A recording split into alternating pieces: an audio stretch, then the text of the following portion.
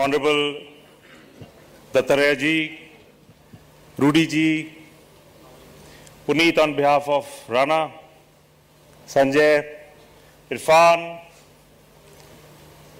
Jakshay, Dharmesh, Baman, friends in the audience. I must also compliment Rana, because Rana actually, as president of ASSOCHAM, has done tremendous work not only for real estate but for the entire industry, so to speak. Time and again he's given representations to government, and I must really compliment his efforts. Dattaraya ji, Rudy ji, I wanted to bring to your notice, these efforts that we are doing on CSR and skilling, solid waste management, education. We are actually doing this, sir. It's not just to make news. It's not just to earn brownie points. We've been doing CSR for many, many years, but we haven't been talking about it. Because, a lot of our members felt, there's no need, I want to do it quietly, just let's be dignified about it. But we felt that this year, the time has come to change perception about our people and our industry. When we are doing good things, why not talk about them? So, sir, we are actually skilling people, Rudy ji. 450 developers across the country are now initiating and also skilling people. Jitu bhai, that's what you told me. 450 is the number. And with Kushal and with the Rustamji Institute of Training, across the country, 450 developers are doing it in situ, on site, training people, laborers to become masons, linesmen to become proper electricians, and so on and so forth. So it's not just talk, but we are actually doing things. More than 20,000 have already been skilled. The target is 1 lakh people this year. And we wish to take this forward very aggressively and do it effectively, because we believe that we can contribute in this. The point is, we are asked time and again, why don't you take grant from government?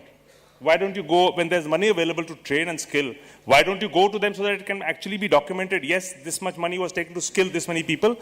The fact of the matter is, like for my company, and I know many of my friends here, it doesn't occur to us, we say, let it be work in progress. When we can afford to do it on our own, let us do it till we don't understand how to do it right. And then when we want to do it at a larger level, maybe off-site, maybe at other places, maybe then we will go to government and say, now we want a grant.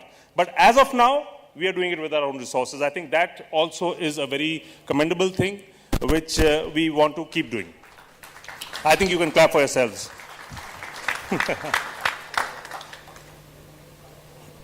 I would like to also say, two of our senior ministers are here. Sir, we all know that there are challenges in real estate. And, yesterday I was just mentioning that, at the CEO level, the only phone call we get in a day is a distress call. Aaj ye ho gaya, us side pe ye inspector aa gaya, this has happened over there, run there, put out the fire here. So that's become our prime job, which is not a good sign. We are developers, we should focus on building, we should focus on constructing our projects. But unfortunately, the situation is not such that we can do that. There's a great message from the Prime Minister about ease of doing business, and we are seeing change, though it'll take time to filter down to the lowest level. But Dattaraya ji, a small request to you, you're here, and all our members have, time and again been flagging this issue with us. Sir, we pay a 1% labor cess on our entire contract value, which is a very, it's not a new law. We've been doing it and it's all right. We're doing it and we'll keep doing it. The amount of money which has been collected and is lying unutilized, I think, is more than 20,000 crores across the country. But sir, of late, ESI on the construction laborer has also been levied on us. Labor cess is actually, sir, for welfare of the labor, and ESI is a part of welfare, labor welfare. So there is some sort of a duplication of the same effort, which I would say, as per law, is not right. So the Builders Association of India has gone to court, and taken a stay from the Madurai High Court, and this was not required, sir. If we are doing something already, we are paying a labor cess, then why levy us with another cess for which we'll do the same work which we are already doing? So it's a repetition. We request you to kindly look into this, because it is creating a lot of problem on the field, on the ground. We are under a lot of pressure. It is being misused also, the pressure on us. So we request you to kindly look into this. The other issue which is very, very important is, sir, that for Provident Fund, now when we have contractors, sir, we deduct PF and we give them PF, we do our contribution. Now if the contractor doesn't deposit his PF, the principal employer is still held responsible. That too, sir, is being misused on ground by certain officers, and it needs to be corrected, because, we in construction on one side may be employing 200 or maybe 300 petty contractors.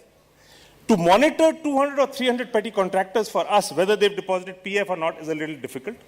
So if they can be held responsible rather than the principal employer, it will save us a lot of time, it will save us a lot of stress, and a lot more can be done, sir. So these two are small pain points which our members have been time and again been requesting be looked into, and I'd be really, really, really obliged, sir, if something can be done about it.